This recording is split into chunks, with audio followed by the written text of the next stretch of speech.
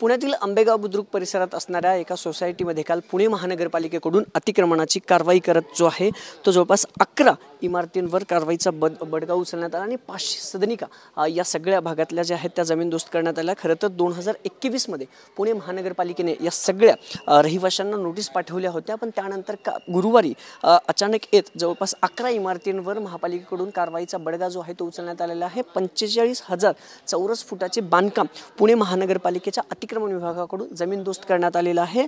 गुरुवारी सकाळी या सगळ्यांचं पाणी आणि लाईट देखील बंद करण्यात आल्याचा आरोप जो आहे तो या स्थानिक रहिवाशांनी केलेला आहे आणि हे सगळे दृश्य तुम्ही पाहताय। जवळपास 500 फ्लॅट्स या सगळ्या परिसरात होते आणि ते 500च्या 500 फ्लॅट्स जे आहेत ते आता पुणे महानगरपालिकेकडून पूर्णपणे जमीनदोस्त करण्यात आलेले आहेत। पुण्यातील आंबेगाव बुद्रुक परिसरात असणाऱ्या हा साई गणेश रेसिडेन्सीचा हा सगळा भाग आहे। 2021 मध्ये पुणे महानगरपालिकेकडून अनधिकृत बांधकामाची नोटीस या सगळ्यांना देण्यात आली होती आणि त्यानंतर कुठलीही कारवाई करण्यात आली नाही, पण गुरुवारी अचानक येत जे आहे ते जवळपास 500 सदनिका आणि 11 इमारतींवर कारवाईचा बडगा पुणे महानगरपालिकेकडून उचलण्यात आला आहे आणि इथल्या रहिवाशांना काल सकाळी अचानकपणे बाहेर काढत जे आहे त्या सगळं अतिक्रमणाची कारवाई जी आहे ते पुणे महानगरपालिकेकडून करण्यात आलेली आहे। कॅमेरापासून तुषार नानावरेसह अभिजित पोते, TV9 मराठी, पुणे।